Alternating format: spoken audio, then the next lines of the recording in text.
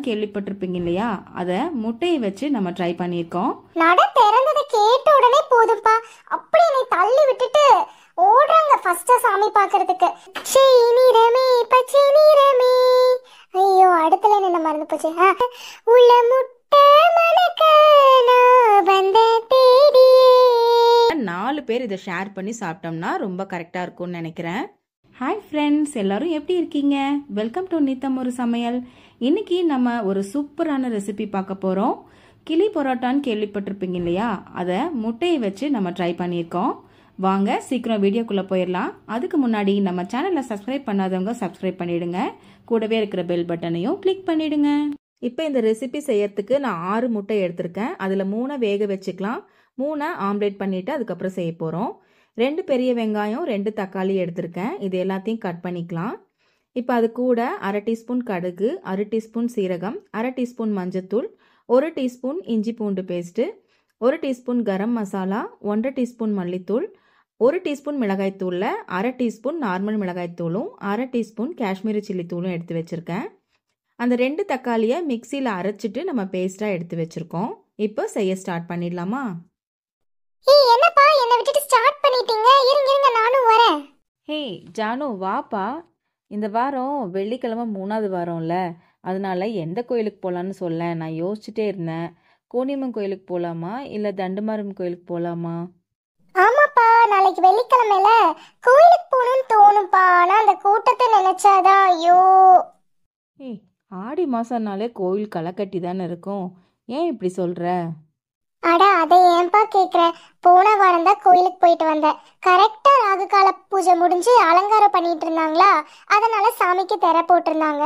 அது வரைக்கும் எல்லாரும் அமைதியா உட்காந்துட்டு எல்லாரும் பாடிட்டு இருந்தாங்க. அப்புறம் ஸ்லோகம்லாம் சொல்லிட்டு இருந்தாங்க.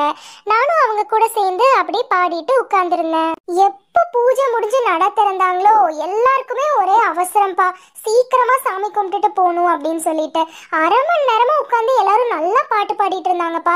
என் பக்கத்துல இருந்த ஒரு அக்கா, அவங்க நல்லா பாடிட்டு இருந்தாங்க சூப்பரா. நானும் அப்படியே சேர்ந்து நல்லா பாடிட்டு இருந்தேன். நட திறந்ததை கேட்ட உடனே போதும்பா, அப்படி என்னை தள்ளி விட்டுட்டு ஓடுறாங்க ஃபர்ஸ்ட் சாமி பார்க்கறதுக்கு. என்னை போட்டு நெருக்கி ஒரு வழி பண்ணிட்டாங்கப்பா. எனக்கு சரியான கடுப்பு. சரி என்ன பண்றது, சாமி கும்பிட வந்துட்டு நம்ம டென்ஷன் ஆக முடியுமா?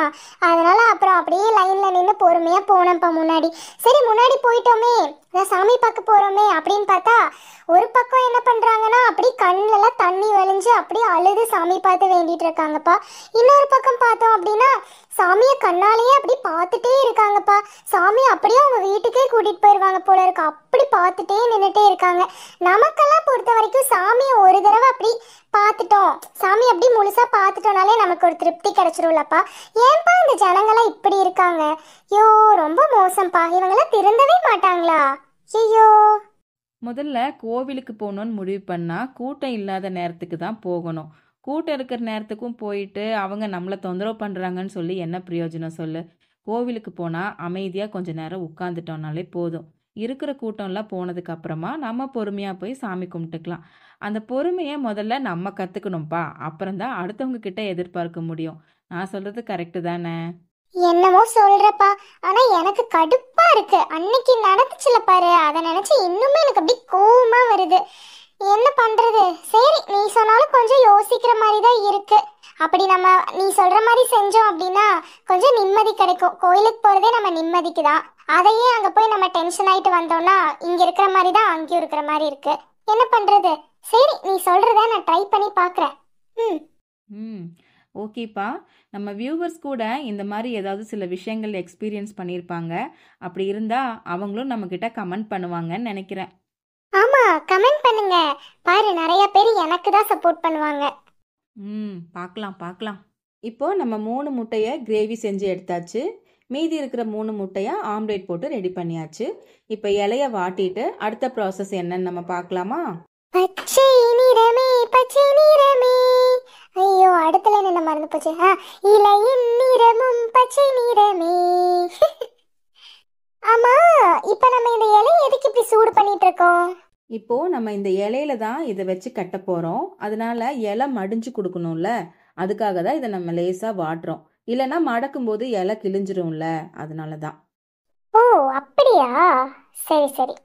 இப்போ நம்ம 2 இலை எடுத்திருக்கோம்ல, அதுக்கு மேலே இருக்கிற அந்த தண்டை கட் பண்ணி எடுத்துட்டு 2 இலைய ஆப்போசிட்டாக இப்படி வச்சுக்கலாம்.